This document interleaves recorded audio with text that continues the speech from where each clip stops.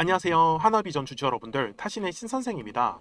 주주 여러분들, 지금 하나비전이 이제 또 거의 신고가까지는 다 왔는데, 이제 또 매도하시는 분들이 또 분명히 계실 수 있는 상황입니다.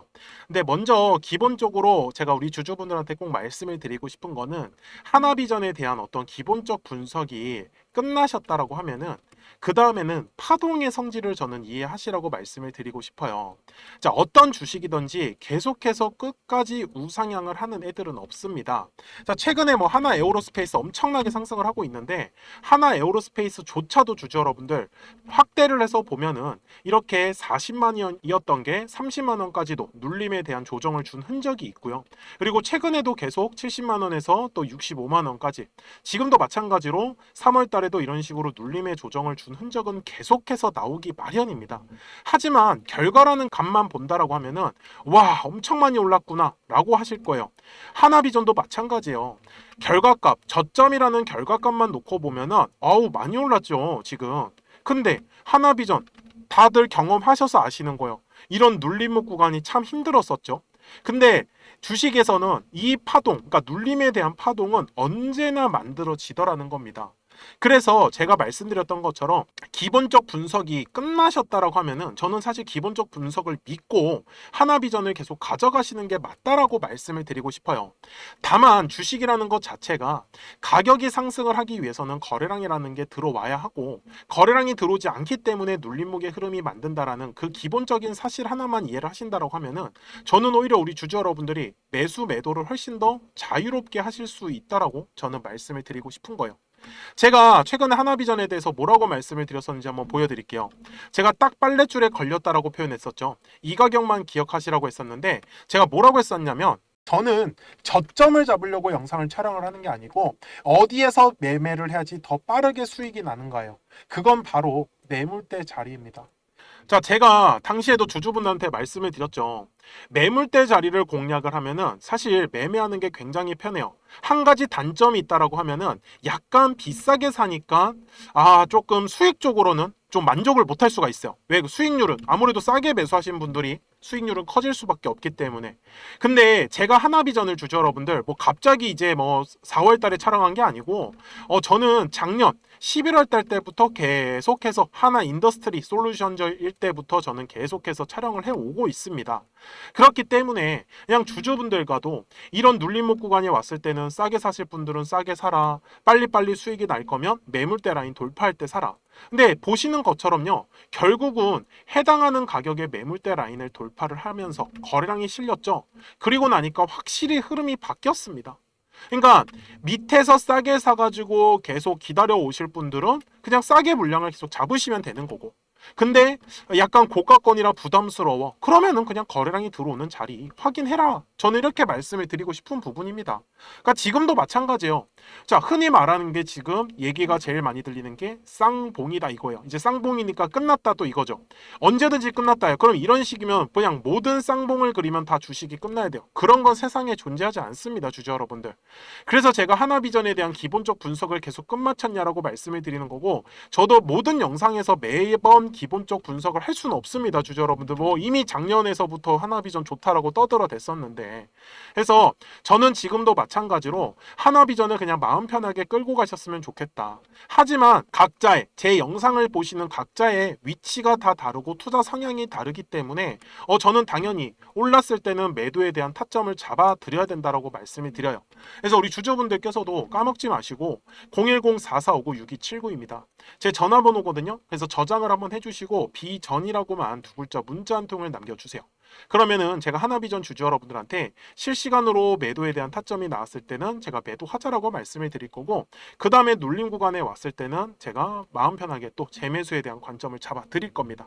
그래서 우리 주주분들께서는 구독 버튼 눌러주시는 거 까먹지 마시고요. 그러니까 제가 주주분들한테 얘기를 드리는 건 이거예요. 그냥 아예 저점에서 3만 원에 사셨어. 그럼 저는 솔직히 팔지 말라고 합니다. 왜? 아직 가야 할 길이 많아요. 근데 중간중간에서 애매하게 사신 분들 때문에 제가 주주분들한테는 어쩔 수 없이 매수 매도를 좀 반복을 하셔야 된다. 왜? 그래야지 수익이 계속해서 커지기 때문에. 아니면은 지금 구간에서 죽어라고 한번 버텨봐야 돼요. 근데 또 사람 심리가 그렇죠. 떨어지면은 LIC 그때 팔 걸 이렇게 후회를 하시니까 말씀을 드리는 겁니다. 그래서 저는 뭐 다른 것들은 별로 솔직히 뭐 이렇게 나쁘지 않다라고 말씀을 드리는 거고, 제가 이 얘기도 계속 했었죠. 작년 9월 달 때부터 지금까지 하나비전의 수급이요, 25년 5월 8일 오늘 날짜까지 지금 기관들이 590만 주를 쥐고 있어요. 작년부터. 얘네들이 왜 매도를 안 하겠어요? 외국인들 많이 팔았는데요, 상관이 없어요. 얘네들은 원래 계속 많이 팔았던 애들입니다. 그래서 제가 지금 외국인에 대한 수급은 별로 중요하게 생각을 안 합니다. 핵심은 지금 기관, 그리고 투신, 그리고 연기금, 사모펀드 이 정도. 근데 그 중에서도 기관이 지금 수급을 주도하고 있다라는 부분이겠죠. 그러면 기관 애들이 매도를 안 하면 우리도 매도할 이유가 없다라고 저는 말씀을 드리는 거예요. 그래서 주주분들이 까먹으시면 안 되는 건, 하나비전이 현재 여기 가격대가 거래량이 들어와야 되는 자리요. 근데 먼저 거래량은 들어오고 있습니다. 근데 3월 14일 날에 들어왔었던 거래량이 요때가 대략적으로 1000만 주입니다. 근데 아직까지는 지금 1000만 주 이상의 거래량이 들어오진 않고 있죠. 그래서 하나비전이 소폭적으로 신고가를 만들지 못하면 눌릴 가능성은 있습니다. 그래서 지금은 우리 주주 여러분들께서도 먼저 마음 편하게 가져가시되, 추가적으로 거래량이 늘리는지 아니면 쪼그라드는지는 체크를 해주셔야지만 아마 고점 구간에서의 매도 타점이 정확하게 나올 거다라고 저는 말씀을 드려요. 그래서 우리 주주분들께서도 정말 하나의 완전한 파동을 좀 공략을 하고 싶다라고 하시는 분들께서는 매매를 할 때 올라갔다가 떨어질 때를 매도해야 되는 거고요. 떨어졌다가 올라갈 때는 매수를 해야 됩니다. 제가 이 방법을 우리 주주분들한테 제가 한번 설명을 드릴게요. 그리고 나서 하나비전을 최종 요약해 드리도록 하겠습니다. 그러면 제가 파동에 대해서 설명을 드리기 전에 잠시 채널 소개를 하고 있습니다. 그래서 저는 지금 타점의 신 채널을 운영을 하고 있는 이제 신선생이고요. 제가 우리 구독자분들 덕분에 이제 2024년부터 제가 이제 채널을 좀 키우기 시작을 했습니다. 그래서 지금 보시면은 정말 이제 0명부터 시작을 해가지고 이제 계속 꾸준하게 이제 우상향을 이렇게 해주고 있습니다. 그래서 이런 것들은 전부 다 제가 우리 구독자분들 덕분이라고 말씀을 항상 드려요. 그래서 정말로 감사하고요. 우리 구독자분들한테 제가 이제 드릴 수 있는 거는, 저는 솔직히 이런 현대로템 같은 종목도 한번 보시면은 굉장히 사실 가파르게 상승을 나왔어요.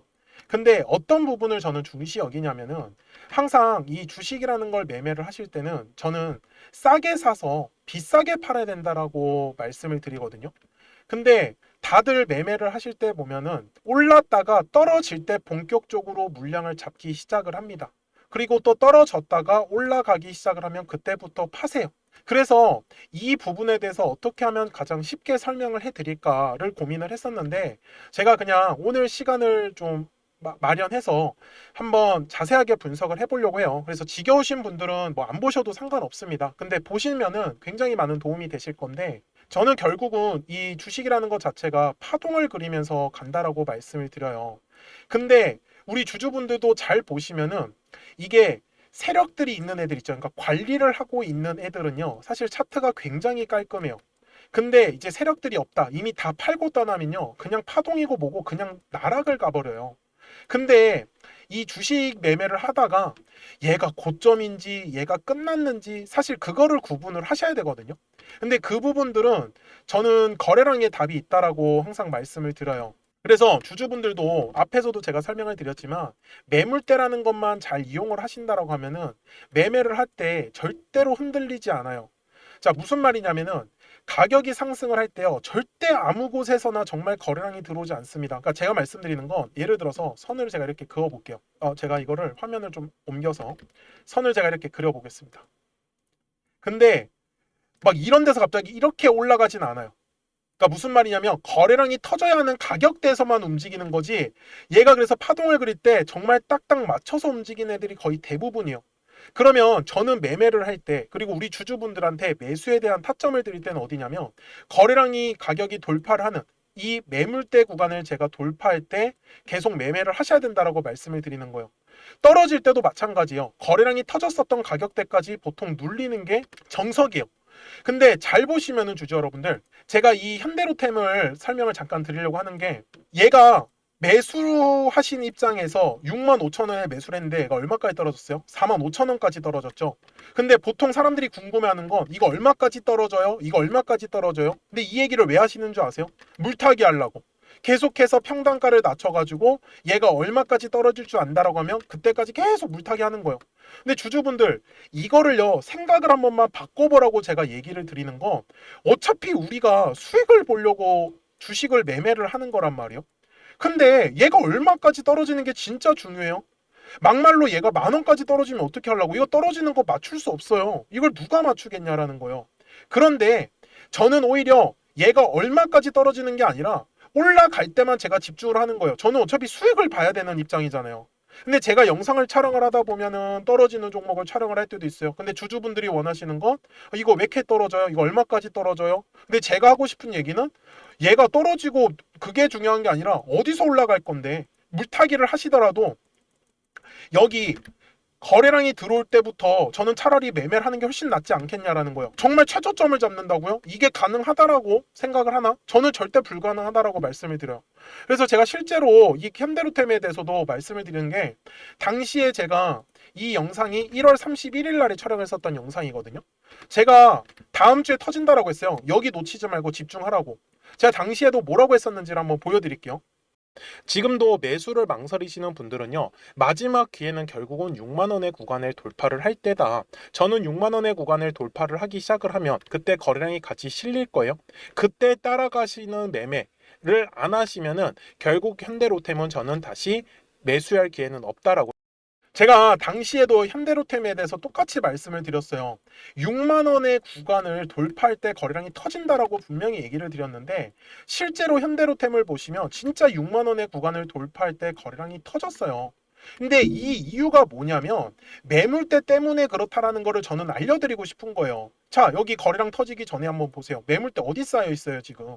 여기 6만 원 구간에 형성되어 있잖아요. 결국 이 매물대 구간을 우리 주주분들이 집중을 하시라는 거예요. 저는 그래서 그냥 매매를 하다가 여기서 만약에 제가 생각한 대로 안 움직이잖아요. 저는 그냥 손절해요. 그냥 이걸 왜 기다려요? 이 지겨운 시간을. 어차피 주주분들 어디서 매도하는지 아세요? 우리 주주분들 여기서 다 매수해 놓고 올라갈 때 다 매도합니다. 현실이 그래요. 그리고 나서 올라가면은 따라가요. 근데 제가 이렇게 얘기하면 듣기 싫다고 나가시더라고요. 근데 주주분들 돈은 주주분들이 버시는 거예요. 제가 주주분들한테도 정말 속상한 것 중에 하나가 뭐냐면 결국 나중에 따라붙는 건 다 이런 고점 구간에서 또 따라붙어요.